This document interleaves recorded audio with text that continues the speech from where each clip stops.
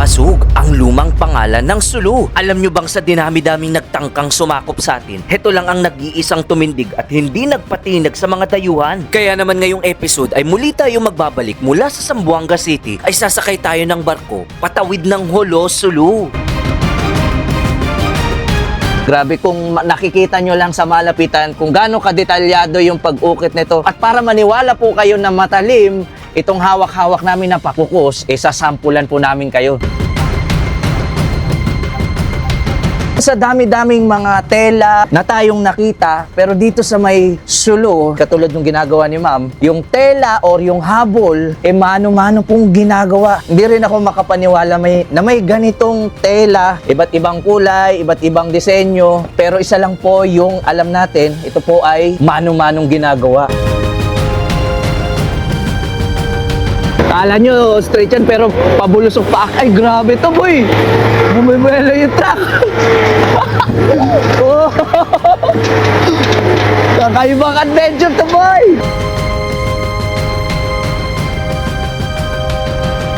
Akala ko talaga noon na dahil may nag-landslide, dito dire-diretso yung pala iikot kasi bangin po ito. Ayan oh. Nakikita nyo naman the highest elevation dito sa buong probinsya ng Sulu. Handa na ba kayo? Dahil lahat ng mga lugar o pangyayari na mapapanood nyo ay isa sa mga milyong-milyong rason para sabihin kong ligtas na at malayong-malayo na ang Sulu sa dating imahe nito.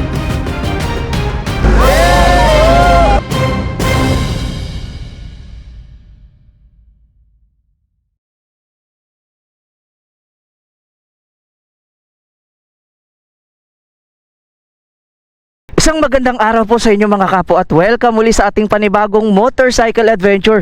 And today's episode is a very special episode dahil muli po tayong nagbabalik dito sa may Zamboanga City.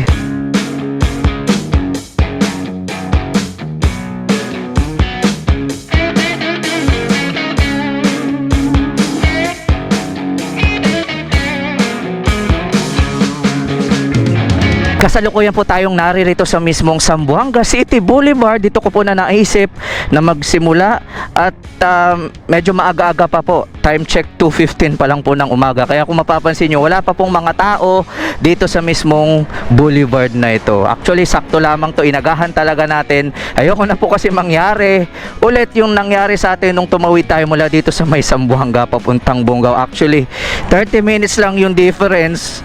Yung barko, muntik na tayo maiwan at talagang nangarag tayo.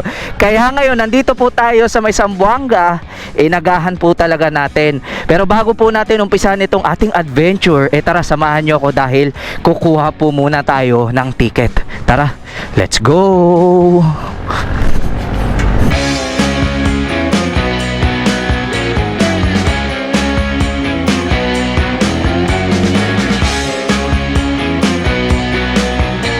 Ngayon dahil nandito tayo ulit sa may Zamboanga City at tatawid tayo pahulo Sulu, ay una nating gagawin ay kukuha muna tayo ng ticket. So sa mga magbabalak din pumunta po ng Holo Sulu, ito po yung magiging proseso ninyo. Kailangan nyo lang pong panoorin ng mabuti. Pupunta tayo sa mismong ticketing ng Allison. Sana meron po tayong maabutan.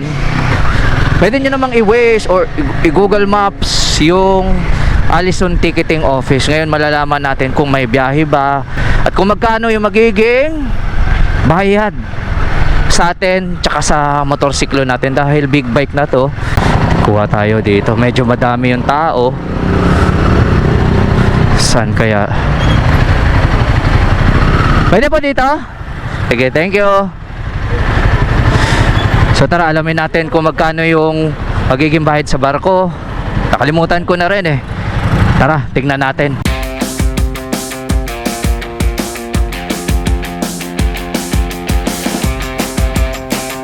So pagkatapos nating pumila, nakakuha na po tayo ng ticket natin. Medyo nakalimutan ko na rin at buti na lang. Ingat po. Buti na lang at na-refresh natin. So binayaran natin para sa ating motorsiklo, big bike na po ito, 1,300. Tapos yung aircon accommodation natin is 1,000. Total siguro mga 2-3. Mula dito sa may Zamboanga papunta po ng Holo Sulu. Teka, para magkaroon na din kayo ng idea, yung biyahe dito ng Allison mula dito sa may Zamboanga, tuwing Monday, Wednesday, Saturday, tapos Tuesday and Thursday. Ay, actually halos araw-araw pala may biyahe mula dito papuntang Holo Sulu. Pero yung sasakyan natin, yung pinakamalaking barko ng Allison sa ngayon, yung MV Antonia. Kaya yun yung sinundan nating schedule. Ngayon po ay araw ng Sabado. So Monday, Wednesday, and every Saturday po yung biyahe ng Allison, yung malaki yung MV Antonia mula dito sa may Zamboanga, patawid po ng Holo Sulu. Pero hindi pa po tayo tapos. Nakakuha lang tayo ng ticket, accommodation, at yung bill of lading natin. Magpapatatak naman po tayo sa Highway Patrol Group. Actually, nandyan lamang po yan, malapit lamang, para tuloy-tuloy yung pagpasok natin mamaya sa Zamboanga Port. Malapit lang po.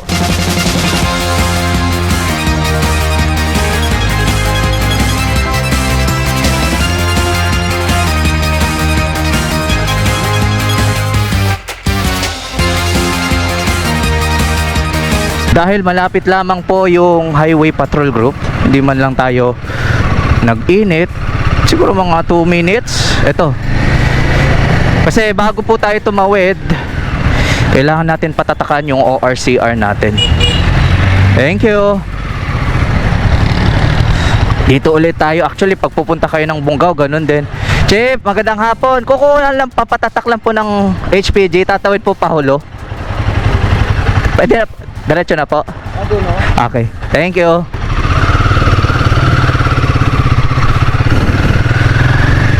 So ito yung kailangan yung malaman, dahil hindi porket nakakuha na po kayo ng ticket, bill of lading, pwede na po kayong pumasok.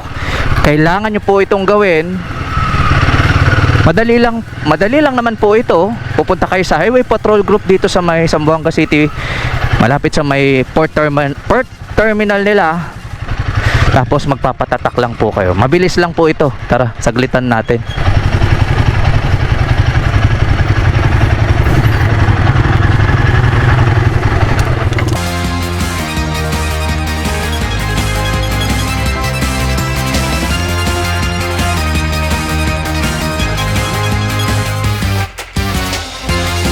Ganun lamang po kadali. Papapirmahan nyo lang at tatatakan yung ORCR nyo. Ito yung mga kailangan nyong gawin.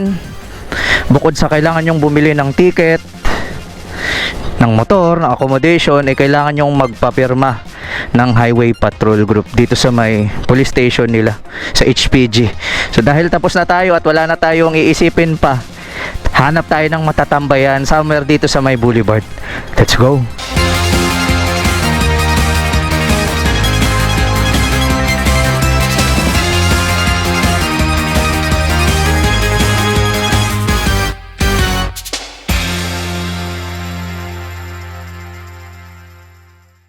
Dahil nandito tayo sa may Zamboanga City Boulevard, sakto tapos na tayong makabili ng ticket. Actually, meron tayong nakita ditong gumagawa ng all-time favorite ko. Ito yung Migoren. Magkano pa isang order? 35 lang. 35, grabe, may kanin na, may itlog. At syempre, Lara. Ito talagang dahilan kung bakit natin inagahan. Galing dun sa may Buog, kumuha tayo ng ticket para makatikim at makapag food trip tayo dito.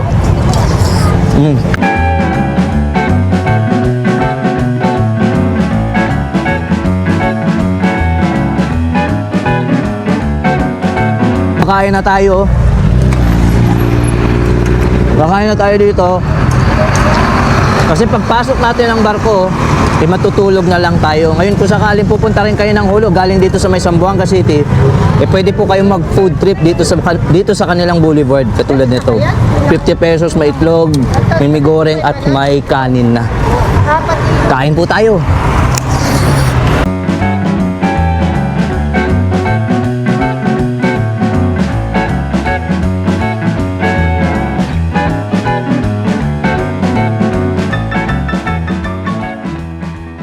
Pagkatapos po natin kumain at tumambay sa may Zamboanga City Boulevard, grabe ang sarap nung migoreng na yun. 50 pesos lang, busog-lusog na po kayo. Ngayon naman po ay papasok na ulit tayo ng port ng Zamboanga City. Time check 6:30 na po. At 8 o'clock yung barko natin.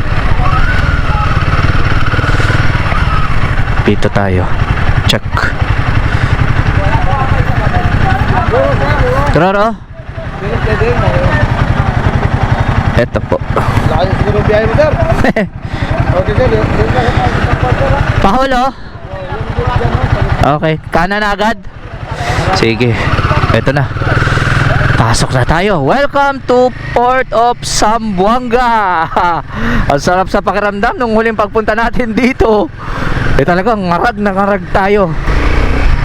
Pero ngayon, kita nyo, nakapag-chill tayo, nakapag-food trip at relax na relax. Ito, dito tayo. Dito tayo sa gate 4.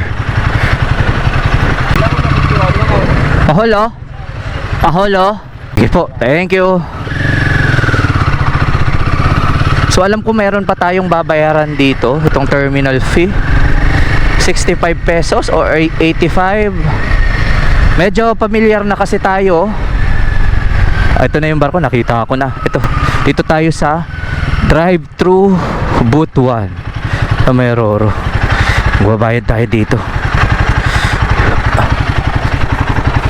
Gandang gabi.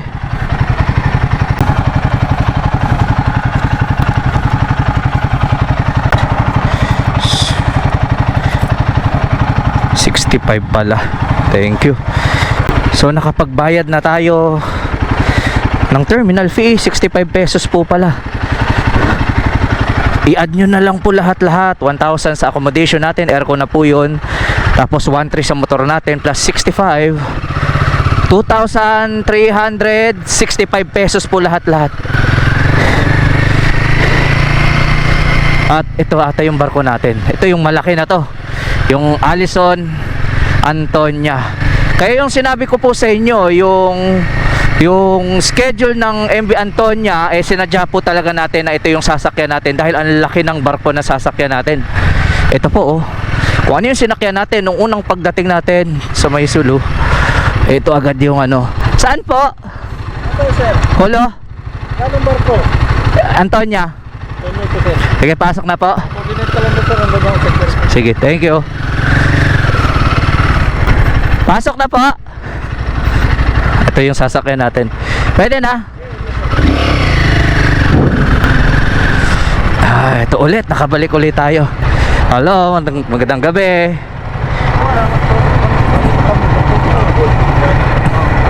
Yup!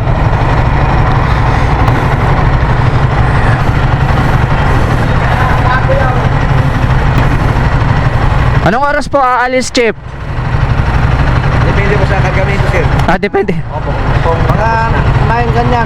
Mga 9. May ilalim, sir. Pinakailalim, no? Kakasya ba ako doon? Kasi nung una parang mababa eh. Akasya kayo doon. Saan? Dito, wag na mga siya pa. Dito, baka doon. Pang ilang baba po? Ilang baba? Kasi nung nakaraan, pinakababa eh. Pangatlo. Pangatlo. Pangatlo, 1, 2, 3. 1, 2 lang. Okay, sige. Nung nakaraan kasi, pinakadulo. Baka di ako Sige, thank you. Ito itsura ng barko. Ngayon, tinanong ko kung gaano tayo ka lalim bababa kasi ayan medyo mababa po yung vertical clearance. Ito na isa. Tapos dalawa dito tayo kasi yung nakaraan kasi doon tayo sa pinakamababa. Ang baba po talaga. So dito tayo. Hanap tayo. Dito daw po ako Dito daw.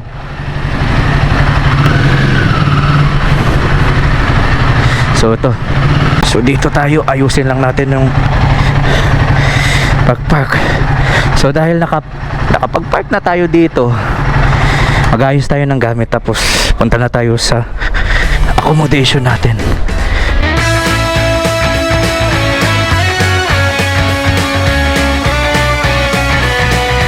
Matapos natin makapag-ayos, pasok na tayo dito mga kapo. Tara. Para makatulog agad tayo. Bukas maaga naman din yung dating.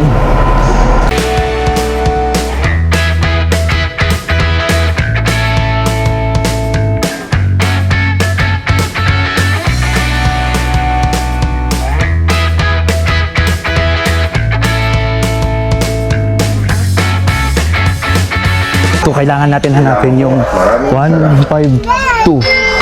152 dito sa dulo. 152.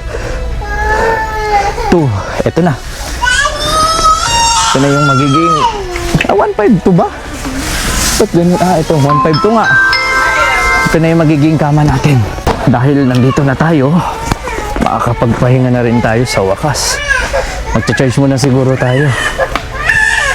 Pumasok na tayo ng maaga para magawa natin yung mga kailangan nating gawin. Tulad niyan, loba tayo, magcha-charge muna tayo saglit.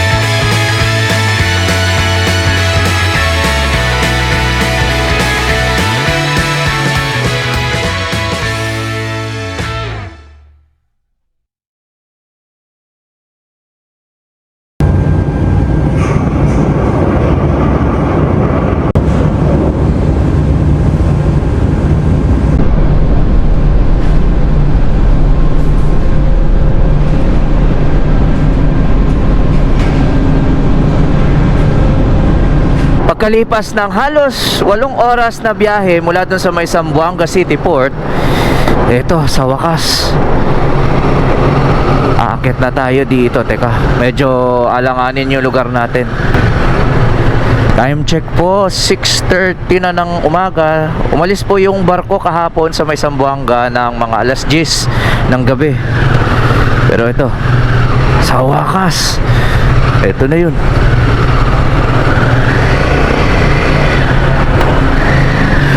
May umaga na. Sa wakas mga kapo, I'm back. Eto na. It's nice to be back mga kapo. Lalabas ulit tayo.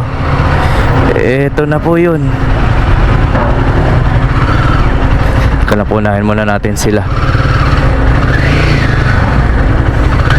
Asang ka?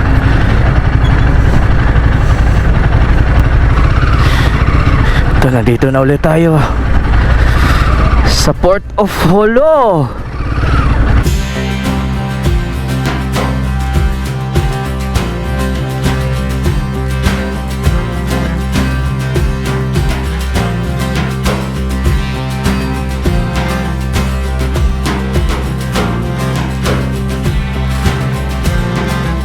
At dahil nakabalik tayo dito sa may Jolo-Sulu, magbabangbangsog tayo dahil dito sa mismong Jolo-Sulu, ito yung pinakalumang kapihan.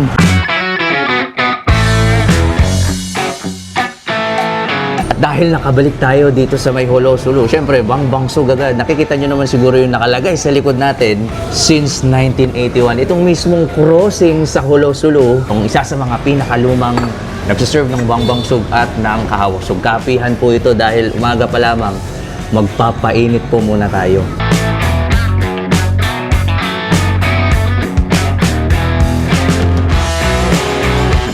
Katulad pa rin ng dati, bangbangsog, maraming ihahain sa inyo dito, iba't ibang klase. Ito talaga, actually ito talaga yung pinaka binabalik-balikan ko. Tawid-tawid.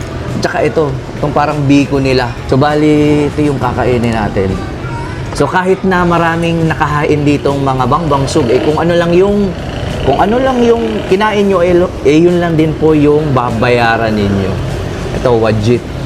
Ito, namiss ko to. Unang subo po para sa inyo. Grabe. Tignan nyo to. Ito, dapat nyo to matikman tong tabid-tabid.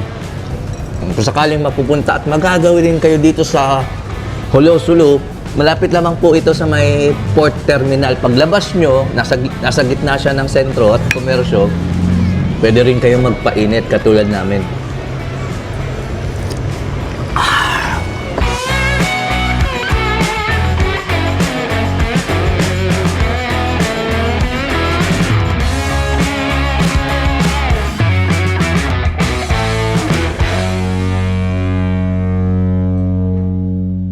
pagkatapos po natin kumain ng bangbangsog sa pinakalumang kapihan dun sa may crossing sa Hulo, Sulu, punta muna po tayo sa ating hotel.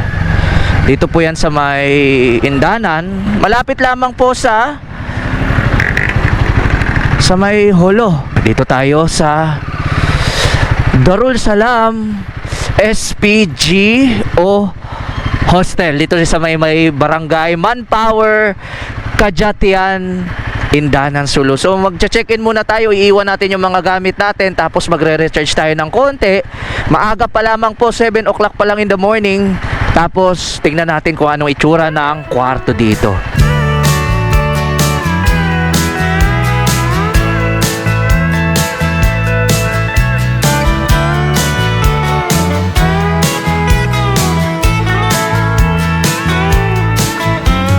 Assalamualaikum, Lanjal kamu. Welcome to Darussalam SPGO Hostel. Good morning, ma'am. Itatanong ko lang po, magkano po yung per rooms nyo dito sa may Darussalam? Meron po kaming 4 na klaseng rooms po. Meron po kaming barkada tsaka yung family room. 3,850 po yun. Then aircon na po siya.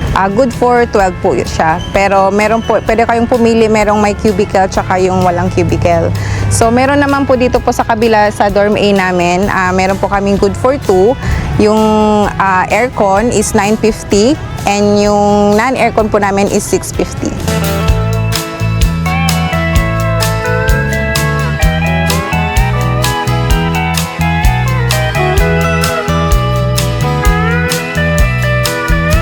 And dito po sa Darussalam, meron po kaming Wi-Fi.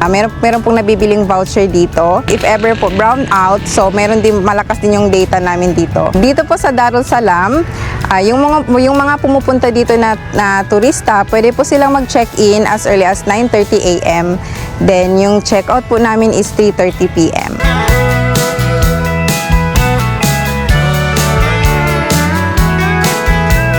At para magkaroon kayo ng idea kung ano yung itsura ng kwartong tinulugan natin dito sa may Darussalam, ipapasilip ko po sa inyo. Ito yung room natin, baloy, or yung kanilang native na banig. Pag mga tausog po, yung baloy, yun yung banig nila. Pero sa mga sama nila, ang tawag naman po nila, tepu. So, konting trivia yon. At pagpasok nyo ng kwarto, double deck na po ito, 850 pesos per day. Narinig nyo yung sinabi kanina ni ma'am, as early as 9 o'clock in the morning, pwede na kayong mag-check-in. Sa halagang 850, goods na po ito. Pwede po ito sa Maselan. Ayan, may aircon, may maayos na CR, makakapagpahinga po kayo ng maayos. At dahil nakabalik po tayo dito sa may Sulu, ito po yung magiging pansamantala nating magiging tahanan sa mga susunod na araw. Marami po kasi tayong mga gagawin at marami tayong i-explore pa dito sa lupa. So,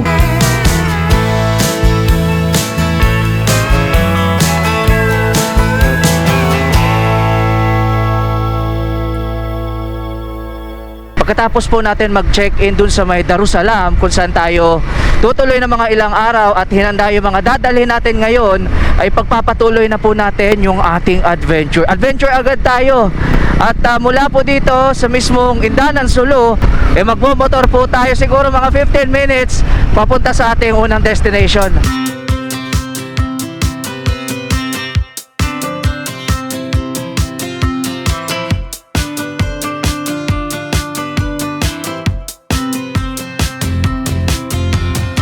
Wala lang 5 minuto mula doon sa may pinagtuluyan natin. Meron dito.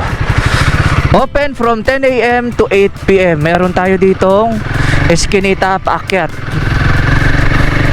Mukhang ito na ata yung aakyatin natin. Agad-agad. Para magkaroon kayo ng idea kung ano itsura ng kanilang lugar. Ayan o. Diba? Ang saya. Napaka-peaceful po dito sa mismong kinalalagyan natin. Huwag po kayong matatakot sa Sulu dahil katulad ng ibang mga probinsya, halos ganito lang din po yung Sulu. Kita nyo? Ayan, paakyat tayo ng paakyat. May aakyatin po tayong isang booth. Kita nyo?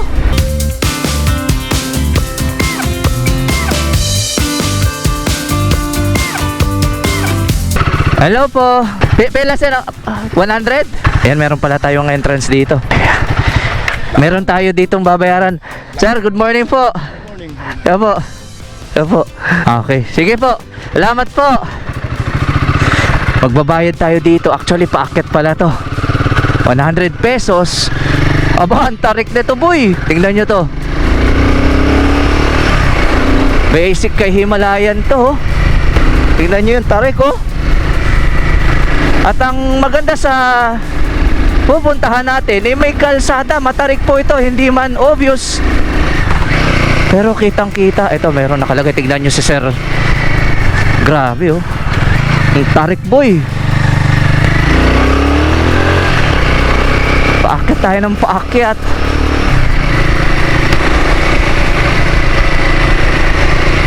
Ito, may gate tayong papasukin. Ba, nakakatuwa. Hello! Hello!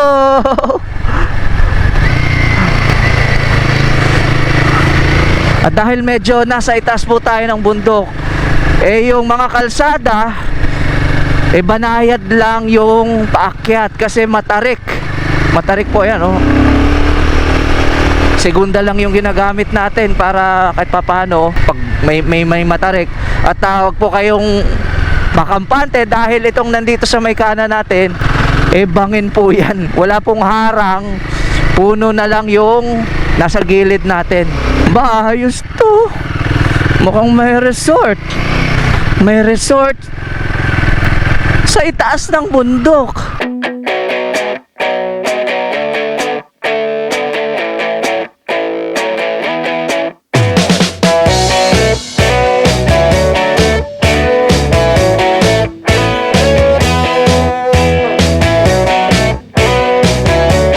Ngayon pagpasok natin dito sa may Budagad, tignan nyo to.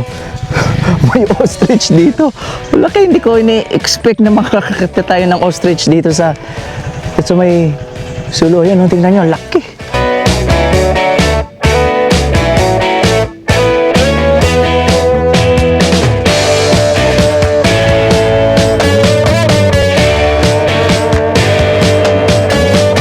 Pagdating nyo dito sa mismong Budagad, bukod sa ostrich na bumungad sa atin, meron ditong cafe at may overlooking po dito, may mga upuan. At yung isa sa mga talagang pinupuntahan ng mga turista dito, ito yung viewing deck nila.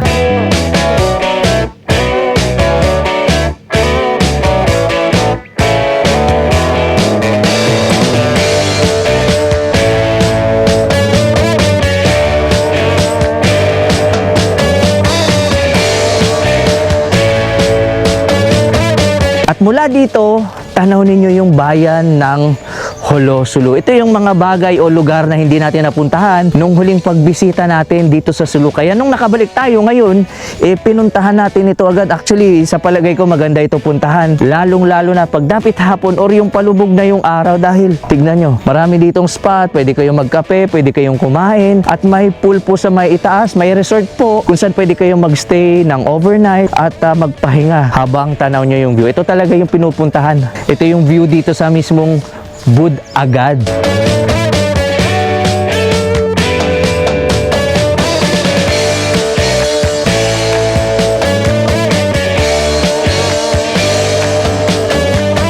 At dahil nagkaroon tayo ng pagkakataon dito sa mismong Budagad, ipapasilip ko yung isa sa kwarto nila na pwede nyong pagtuluyan sa halagang 12,000 pesos a night. Ito yung itsura ng kwarto nila. Good for 4 to 6 person. Tingnan nyo, may queen size bed, tapos meron pa dito at meron pang sofa bed, may TV, aircon po siya, may wifi at paglabas nyo po dito, tingnan nyo to, may jacuzzi at habang nagja-jacuzzi kayo, tingnan nyo yung tanawin.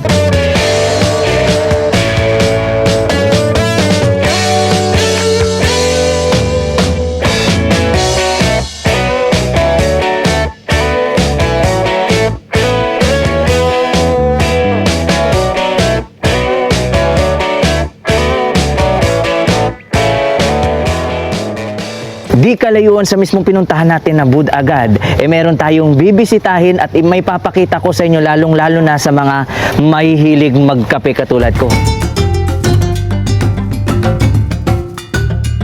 Assalamualaikum, magandang tanghali sa ating lahat. Lanjal kamo, pag-KCC, Consumers, kan kita Consumers Cooperative dito sa may bandang Lati, Patikol, Sulu. Kami po ay na-establish officially with the Cooperative Development Authority 2011. The following year, kumuha na kami nitong area at dahil 90% ng membership ng KCC or ng kan kita Consumers Cooperative ay mga coffee farmers, naisipan na rin natin na mag-umpisa, i-process na rin yung mga harvest nila nang hindi lang tayo nagbibinta ng raw materials. Alam nyo ho, nung una, ang alam lang namin sa kape, dalawa lang yan. Yung malalaki, ang tawag namin locally, kahawa milikan. Yung maliliit, ito ay kahawa sug. Ang predominant po, o ang mas maraming kape sa Sulu ay yung robusta. Kung tawagin namin, kahawa sug. Kakapag-consolidate tayo ng hindi nababa sa 7.5 metric ton kada round. Gaya itong season na to, umabot tayo ng almost 10 per harvest po yon, hindi per month. Kasi alam naman natin, si kape ay seasonal. Once a year lang siya. Tumatagal ang harvest period niyan ay from 3 to 5 months.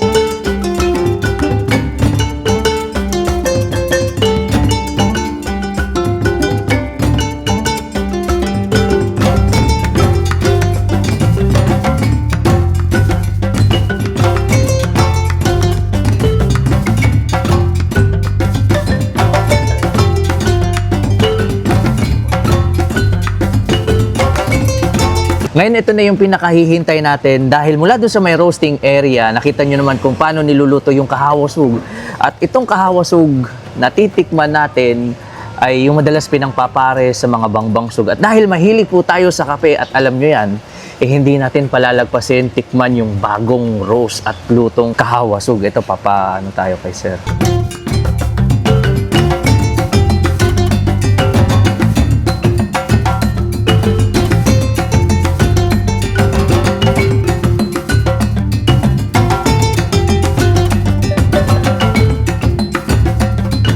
Ito, naamoy ko na agad na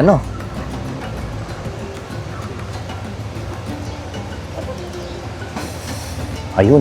So ito pala ang lasa ng kahawasug na walang asukal. Kasi typically kapag nandito kayo o pag sinabing kahawasug kapag kakain kayo ng bangbangsug, yung kahawasug kasi sa mga coffee shop may mga halo ng asukal. Pero yung pinakalasa ng kahawasug, nandito tayo sa may KCC, yung isa sa mga pagawaan talaga ng kahawasug. Ito, nakikita nyo, yung beans nila, hindi siya ganun ka-strong yung pait. Yung level lang niya, papait siya ng konti, tapos magpa-flat at may smooth sa dulo. Actually, kapag mahilig kayo sa kape, lalong-lalo na kung magagawi kayo dito sa Sulu, marami pong mga coffee shop at yung matitikman yung kape, ito pong kahawasug. Pagkatapos kong ipakita sa inyo kung saan yung isa sa mga gumagawa ng kahawasog or ng native coffee dito sa may Patikol, Sulu, meron tayong pupuntahan dito mga kapo. Nandito pa rin po tayo sa may Patikol area. Meron tayong sasadyain. Medyo looban to. At ito mga kapo, medyo off-road to medyo looban at putik-putik boy. Putik-putik. Welcome to Sulu. Ito na yun siguro. Welcome to Sulu.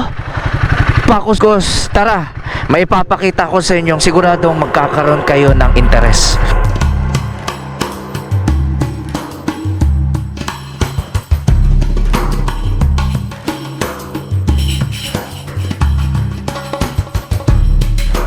Assalamualaikum warahmatullahi ta'ala wabarakatuh. Welcome sa ating sa Sulu Pakukus, sa Anuling Patikol, Sulu. Sir, magandang umaga po.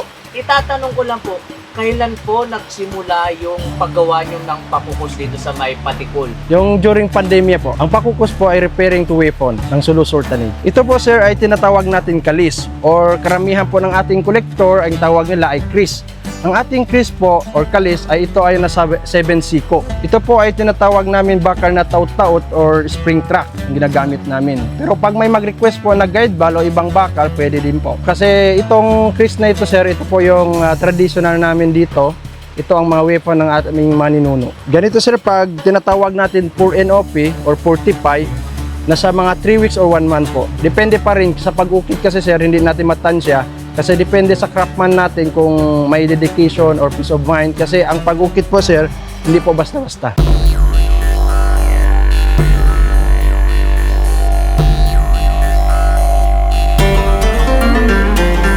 Importance po kasi ng pakukus dito sa amin sa Patikul is that, example yung mga locals po namin, pag pupunta po sila sa mga lupa nila, dapat may dala po silang pakukus. So it's part of their daily lives and daily living. So hindi pwede po yun mawala sa amin because nakasanayan na po namin yun. Kasi alam niyo naman po dati na maraming mga nag-i-invade, nagko-colonize sa Pilipinas.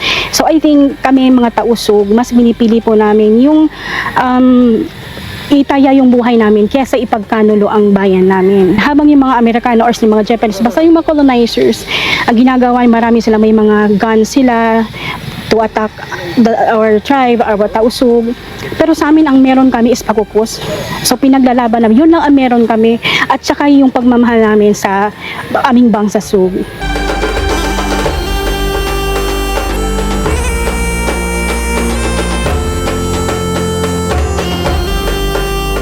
Sa pag-iikot po natin sa buong Pilipinas, dito ko lamang po nakita sa Sulu yung isa sa pinakamagandang sundang or tinatawag nilang pakukus.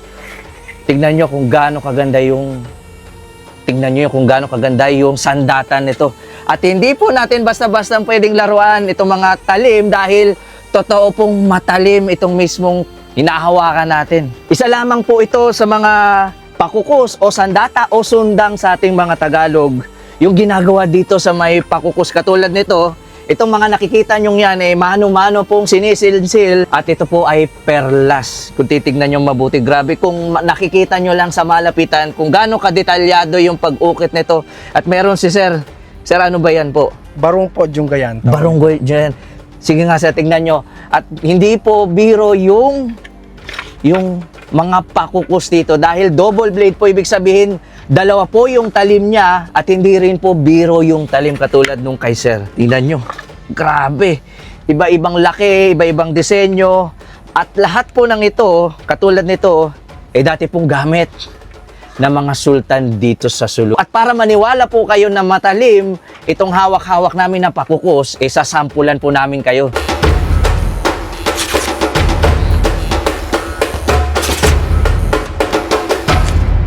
Twist pong tawag at siyempre subukan natin dito kung matalas ba yan kasi sabihin natin double blade. So yan. Ayan mga.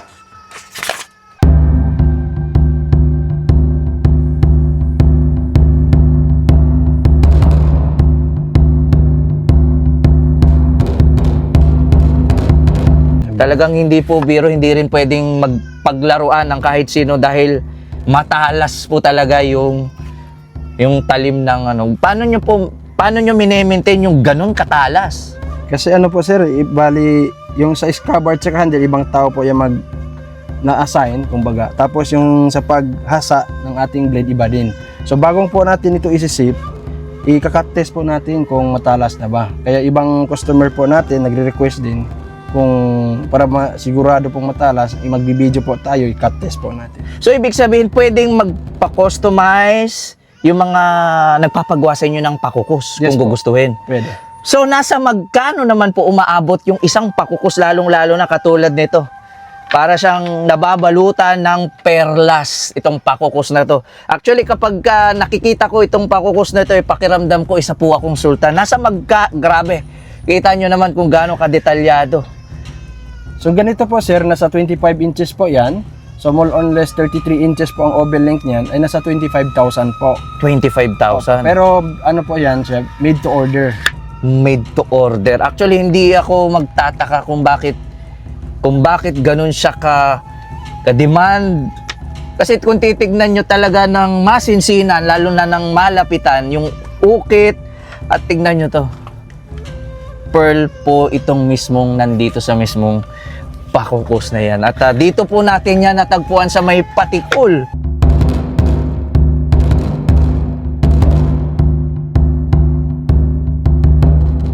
Sir, lahat po ba ng mga pakukus na yan may mga may-ari na? out of 100% po ay nasa 70% po ito ay may-ari na kasi kadalasan po ginagawa natin ay made to order. Kung may order sila, kaysa po tayo mag-umpisa. So magkano naman po naglalaro yung pakukos, lalo na pag ganito kaliit? Ganito sir, kahit maliit siya, 5,000 po kasi may ginagamit po tayo na fair sa scabbard. At saka yung punto nito po ay silver pilak. Hindi tulad nito ay nasa 3,000 plus lang dahil ay malaki no? Pero 3,000 plus lang ito kasi aluminum po yung ating punto at saka wala pong ginagamitan na fair. Pwede po tayo kontakin sa ating Facebook, Sulu Pakukos po ang pangalan. So pwede sila mag-chat doon at pumipili po sila sa disenyo. Marami po tayong na-upload, video at saka picture ng ating mga disenyo. At pwede po tayong magpadala kahit nationwide, sa Maynila, kahit sa international po nakapadala po tayo tulad ng USA, Canada at iba pang bansa po.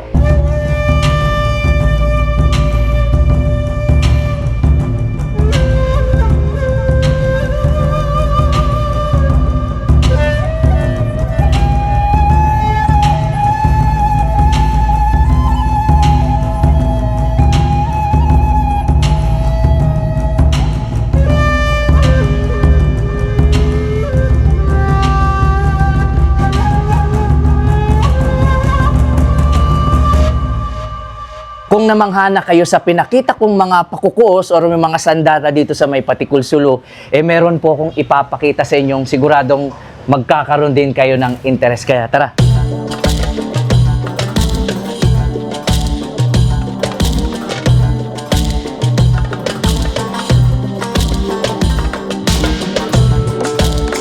Assalamualaikum po sir. Welcome po sa inyo na ito po yung ginagawa namin na habol tiyahian dito po sa Sulu. Ma'am, itatanong ko lang, bakit tinawag na habol tiyahian yang mismong ginagawa nyo po? Kasi po yung habol, di ba po yung sa inyo yung tawag yung habol, yung malong. Pero yung sa aming habol, yung malong na nilalagyan yung borda, yung tawag ng habol tiyahian. Pero dito po sa Sulu, yung habol tiyahian po ay gawa po sa Mano-mano po.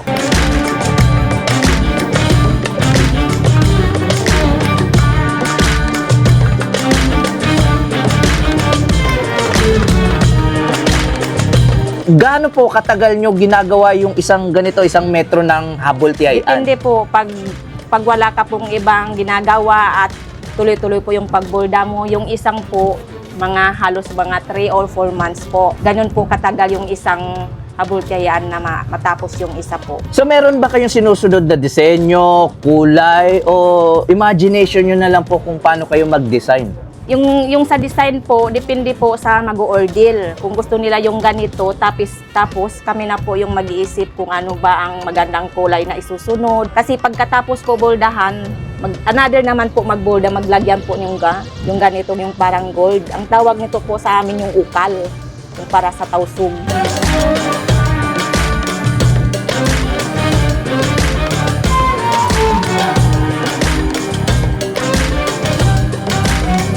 Ngayon sa dami-daming mga tela or habol or kumot na tayong nakita, pero dito sa may Sulu, ngayon ko lang napag-alaman yung tinatawag nilang habol tiyahian, katulad ng ginagawa ni ma'am. Hindi rin ako makapaniwala na may ganitong tela, iaakalain mo talagang gawa ng isang makinarya. Pero wag po kayong mamalik mata, katulad yung ginagawa ni ma'am. Masusing binuborda sa mismong tela na yan. Halos 1 metro po yung haba, iba't ibang kulay, iba't ibang disenyo. Pero isa lang po yung alam natin, ito po ay mano-manong ginagawa dito sa may Sulu, katulad ni ma'am. Pero gaano nyo na po katagal ginagawa yung paggagawa ng habol tiyahian?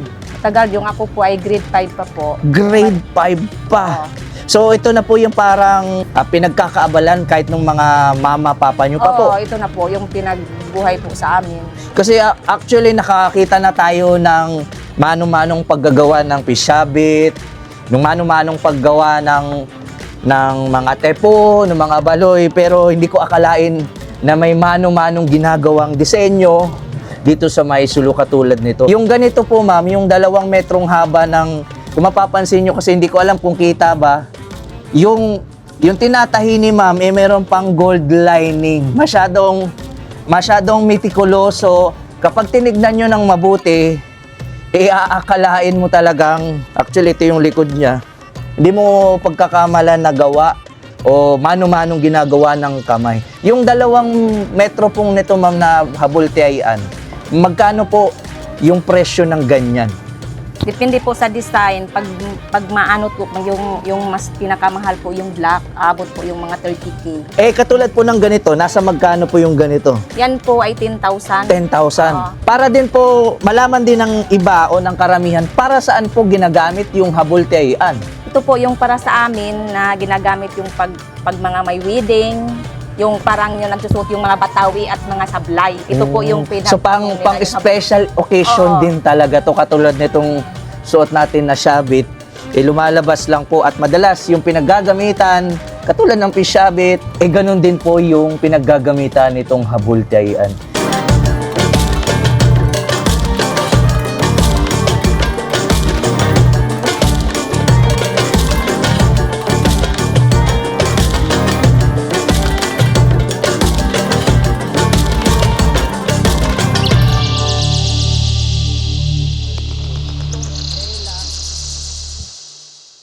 Pagkatapos kong ipakita sa inyo yung pakukus at yung habol tiyayan, ay may pupuntahan tayo. Mula dun sa may Hulo, Sulu at Patikul, Sulu ay babiyahe tayo ng mga 30 minutes papunta sa may Indanan, Sulu. Bali, ito yung itsura ng kanilang kalsada. Makakapagmotor po tayo ng malaya at walang pangamba, walang peligro. Malayang malaya na po ako nakakapagmotor dito. At hindi po ako babalik dito sa may Sulu kung alam ko pong may peligro yung lugar. Pero dahil wala at safe na safe, tingnan nyo, nagmomotor tayo. Mamaya malalaman nyo kung saan po tayo pupunta. Tara, magro-road trip muna tayo. Ang ganda ng kalsada, oh. Take 2 lanes.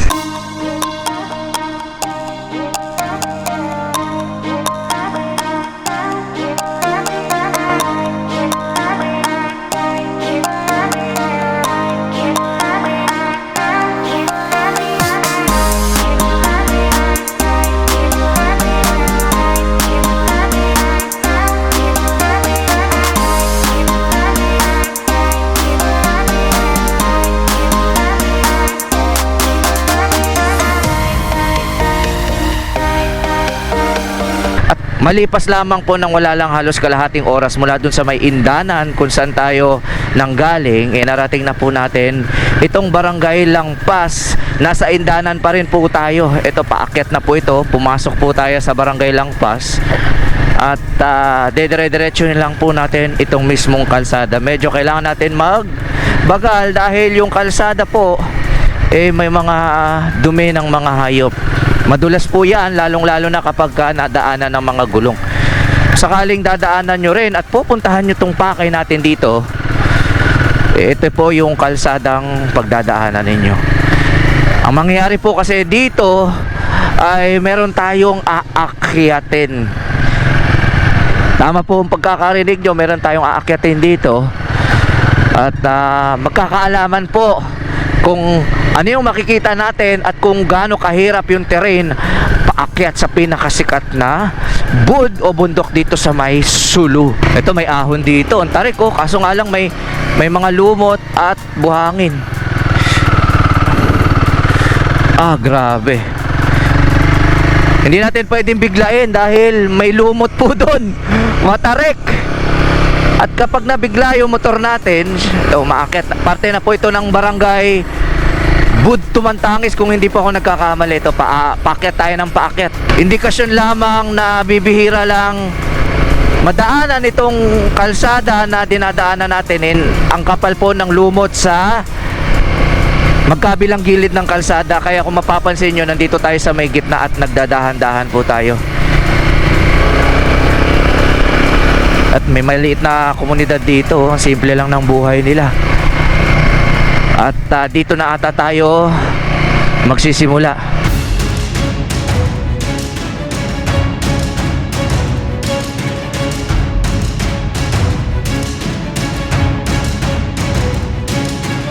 Mula dun sa may barangay Bud Tumantangis, sumakay na po tayo ng 4x4 truck dahil off-road na po yung condition. Dahil mula dito, magsisimula na po yung akyatan.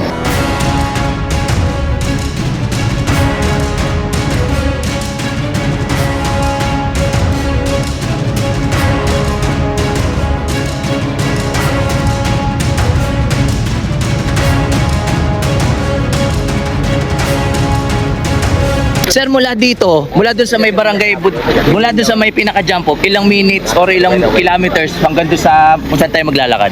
Mga pila minutes yun? Mga... O mga... Ka-jam. Ka-jump.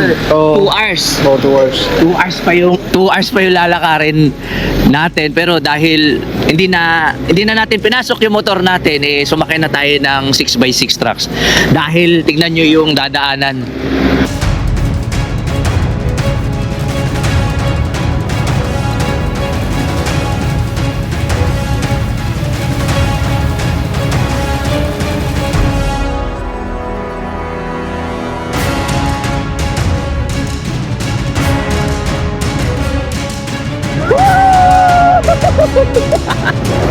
Diyan na natin to. Grabe oh. Kala nyo straight yan pero pabulusok pa. Ay grabe to boy. Bumibelo yung truck. Oh. Kakaibang adventure to boy. Basic sa truck. Banis.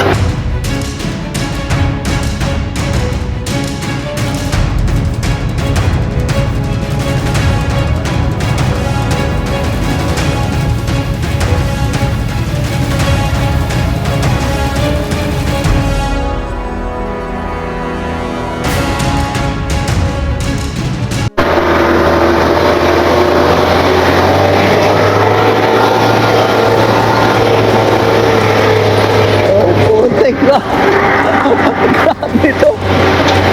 360 boy. Ah.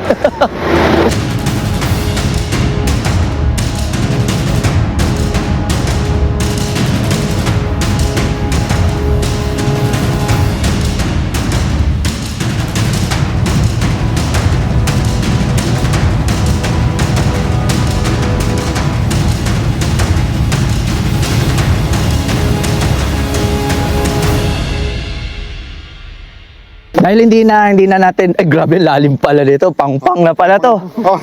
Mataas na pala to, kaya wala dito. Kung saan iniwan natin ang truck.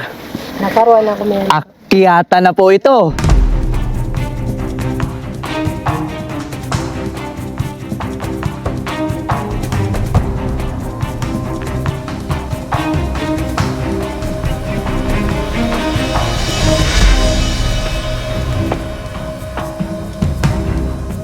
Malayo pa tayo. Kaya naman pala bibihira lang tong puntahan dahil sa kalahati pa lang tayo, doon tayo pupunta sa may tuktok.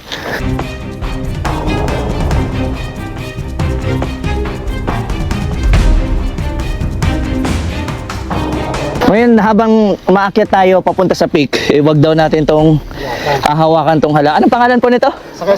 Sagay dahil Makati daw, tignan nyo itsura. Actually, hindi ako familiar sa dahon na yan. Pero dahil malayo pa tayo, tara, umpisan ulit natin. Wala pa tayo ata sa kalahati. Dahil nag-uulan ng mga nakarang araw, parte ng bundok, nagka-landslide.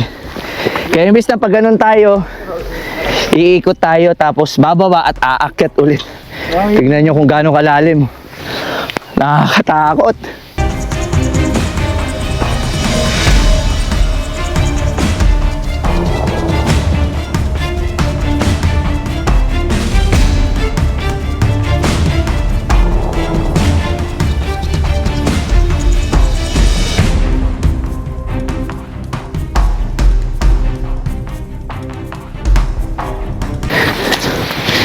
Pagdadaanan natin tong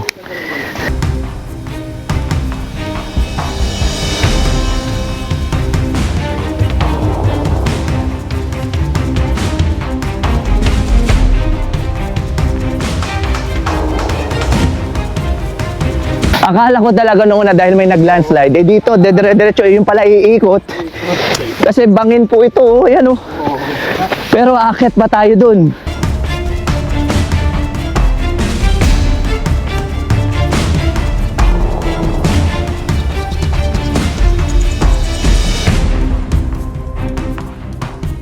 Patagal ng patagal. Ipahirap ng pahirap. Ang kakapal na ng putik. Tingnan yung sapatos namin dito. Malapit na yun.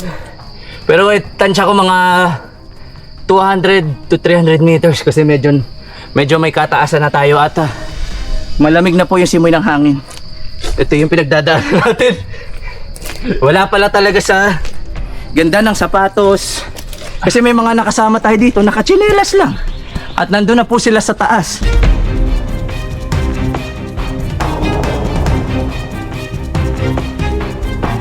Kung sakaling iniisip nyo na madali ito, pero dahil paakyat kami at sobrang putik, sobrang dulas nito pababa. Hindi rin pala biro yung pag-akyat dito sa mismong bundok na inaakyat natin, at doon ko napatunayan na wala sa ganda ng sapatos. Dahil tignan nyo, yan, nakachinelas, naka-crocs. Tapos yung pinagdadaanan namin, tignan nyo yung putik, malagkit na putik. Ngayon galing kami doon sa may matarik na putik, ito paakyat. Pero kung ano yung hirap natin paakyat, sigurado ako yun din yung hirap papanig o yung pababa. Siguro mga doble o triple yung hirap dahil kita nyo naman maputik. Doon tayo dadaan, pero papunta tayo doon, sir? Oo. Papunta ilang minutes pa? Mga absorb na mga 4 minutes na. 20. 20 minutes.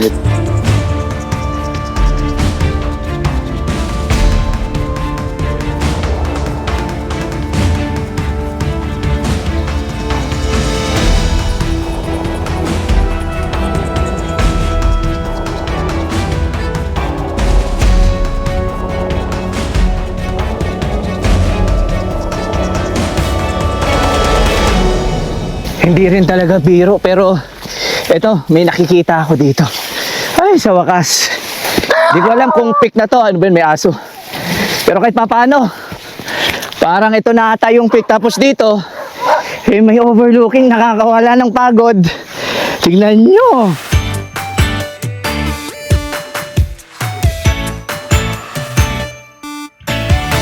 Kahit papaano, bigla tayong nagkaroon ng sigla. Ito na, nandito na halos yung peak. Overlooking po ito, ang lamig ng hangin. Pero siguro mga ilang daang metro na lamang. Ayan, dito na po tayo sa peak. Kunting-kunti na lang. Tara!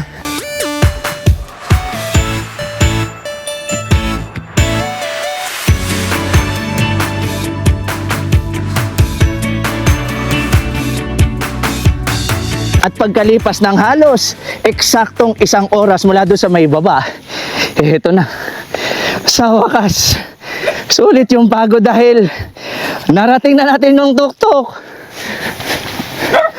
ng Bud Tumantangis.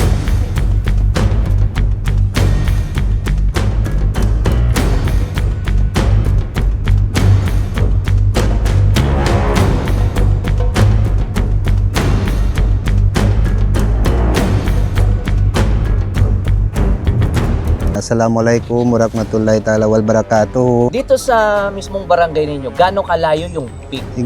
Siguro sa paglakad natin, sir, kung mag-i-start tayo dun sa baba, nasa 2 oras, 3 oras ganun bago tayo makarating dun sa ibabaw. Siguro sa taas ng bundok ng Bud Tumantangis, nasa 2,661 feet.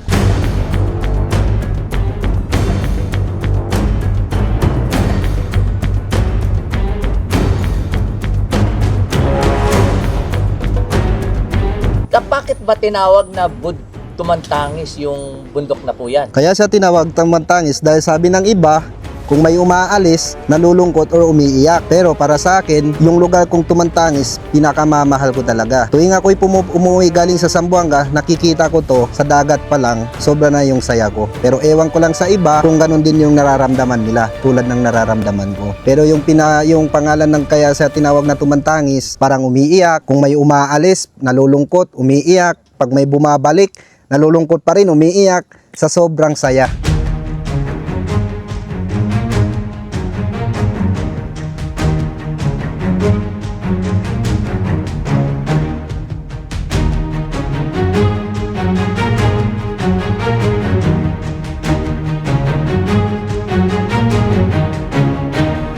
Yung Bud Tumantangis po, sir, bago lang siya binuksan sa public. Kung gusto niyo pong pumunta doon or yung mga turista or kung gusto nyo po mag-hike, pwede po kayong makipag-coordinate sa amin or sa municipal tourism para po mag-guide kayo sa taas. Kung mahilig ka po mag-hike, magugustuhan mo kaya dahil maraming trail po sa taas. Yung taas niya po, sir, is 2,661 feet above sea level. And yung makikita mo sa taas, yung 360 view ng Sulu. Kaya po yung lahat ng turista na pumupunta dito sa Sulu, dapat po mapuntahan nyo yung Bud Tumantangis. Kasi hindi mo makukumpleto ang pagpunta mo dito sa Sulu kapag hindi mo nadating ang Bud Tumantangis. Kasi po, siya po ang pinaka-highest peak dito sa Sulu.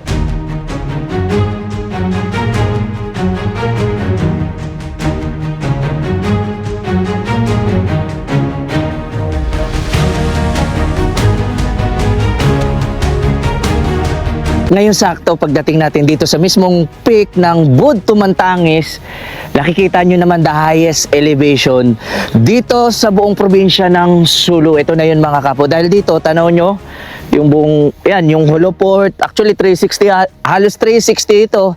At dahil medyo may kataasan tong lugar, binigyan po tayo ng Kawasugo Kape dito kasi may kalamigan nga po. At grabe, tingnan nyo yung overlooking dito.